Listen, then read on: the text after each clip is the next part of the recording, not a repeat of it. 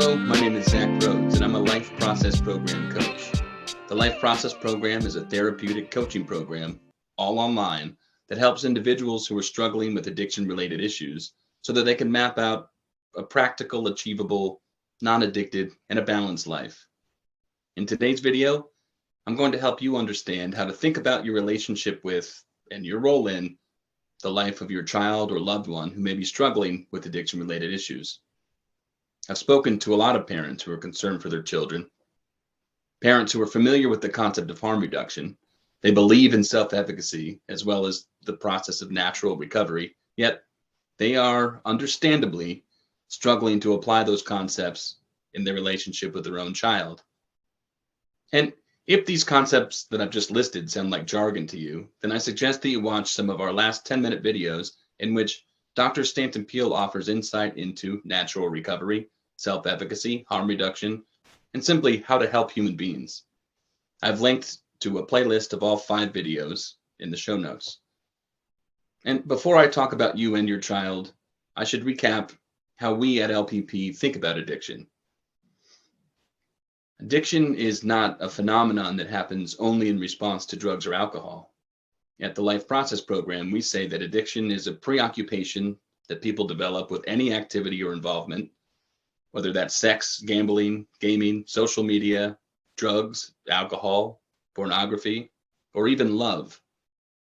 By preoccupation, we mean that the person's involvement with this thing or this person becomes one of only a few sources, or even the sole source, of that person's gratification, while simultaneously producing impairment and distress in their lives. And their involvement with this thing detracts from their ability to produce positive experiences in other and maybe more helpful ways.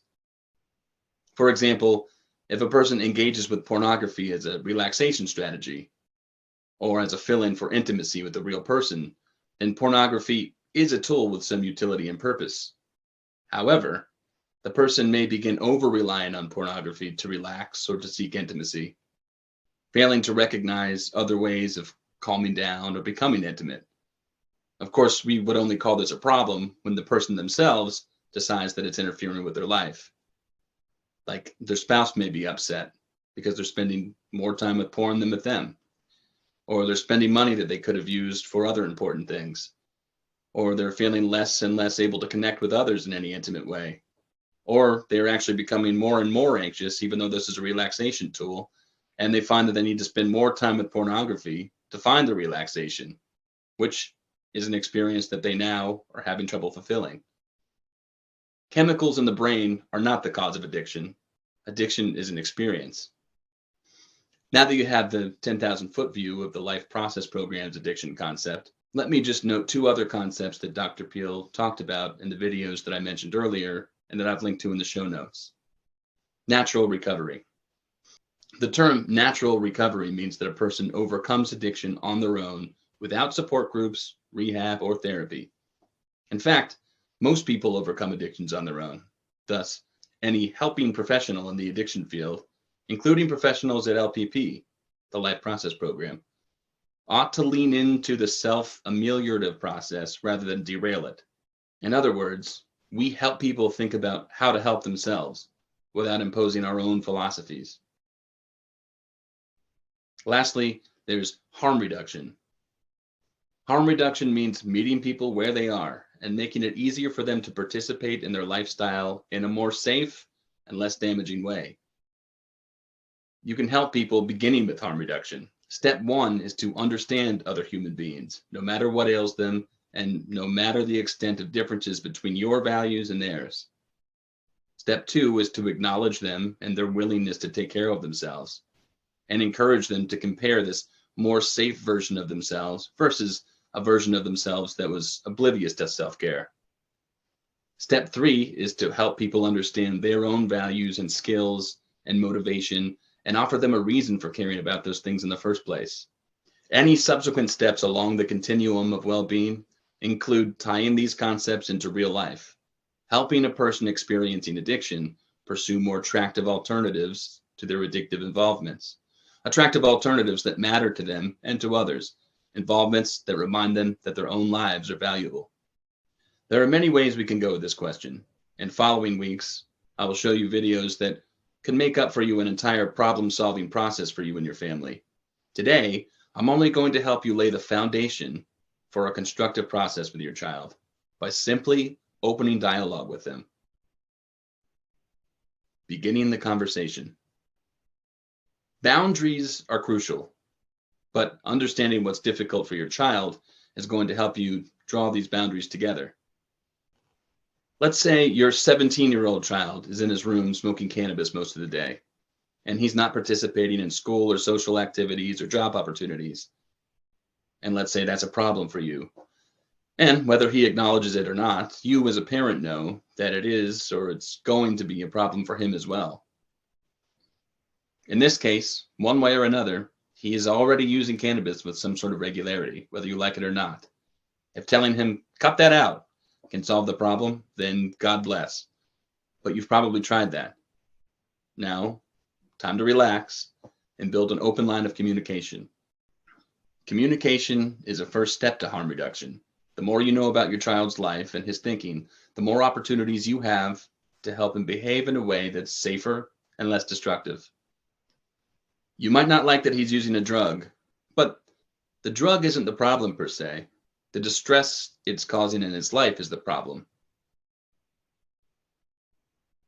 You can begin dialogue with your child by bringing up one of the things you're worried about. Let's say it's schoolwork. You can say, "You seem to be having difficulty participating in school. What's going on?" Or, "What's up?" There are a few ways he may respond. He might say, "I don't know." This sounds like a dead end, but if this is the case, if he says, "I don't know," or gives a shrug, you have an opportunity to build trust and an open line of communication. The response might be something like, "Yeah, that was a big question. Maybe partly because you think I'm going to make you do something. Look, I'm not going to lecture you about doing better in school. I only want you to know I care about you. How's this? You think about that question, and I'll ask again tomorrow. Your job is to share something that's on your mind, and my job is only to listen." Now you've opened trust and dialogue. You're offering your child personal agency and offering yourself an opportunity to be helpful where you can without imposing information that will make your child recoil or make things worse. That means when you do revisit the conversation, you need to honor your promise and be a listener. Don't be a fixer right away. Alternatively, your child may answer the question by saying more than just, "I don't know." He may have some things to share. If you ask, "You seem to be having difficulty participating in school. What's going on?" He may offer you a reason. Maybe he says, "It's just too hard, but I'm trying. The more I fall behind, the more stressed I get. It's too hard for me to face it. I don't even know where to start." If this is the response, then it's going to be tempting to respond to the response by offering suggestions. Not right away. Reflect on what you heard and demonstrate that you understand. You might say, "Oh man, it may seem like you're not putting in any effort, but you actually are. You're just overwhelmed at this point, and you don't know where to start. Is that what you mean?" If it's not what he means, ask him to explain a different way until you do understand. If you got it right, then he'll tell you. And now you're itching to throw a suggestion or three his way. Still, don't. Simply engage the problem-solving part of his mind by offering the following. "Tell me if I'm wrong about this. You're so overwhelmed that it's easier to entertain yourself in your room than participating in homework at all. If you could only figure out how to get started, you would." If he says, "That's right," then it's time to finally demonstrate your own concern. You could say something like, "That sounds like a tiring thing to face every day. The thing is, I'm your parent. I want to make sure that you are at least participating so that you don't fall further behind." Okay, now here's the suggestion, which is actually an invitation to collaborate with you.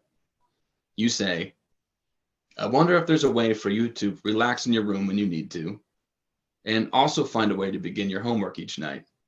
That way, you don't need to lose any of the comfort, but I will feel good knowing that you're making an effort, and hopefully you'll feel like you're getting back on track." Then leave it there. The ball is in his court. He has the freedom to think, freedom to generate a solution. And you have demonstrated in good faith that you're not trying to impose something, but you still have concerns and you're willing to work together with him. That's how you set the stage. You might be thinking, what about boundaries? What about safety? What about the things we talked about in the example, missing out on social activities? What about the weed smoke in your house? Right. Now that we've talked about how to set the stage for open dialogue between you and your child, we will get to all of these concerns and more in the next video. This will include a format for how to engage your child in this collaborative problem-solving process. Until next time.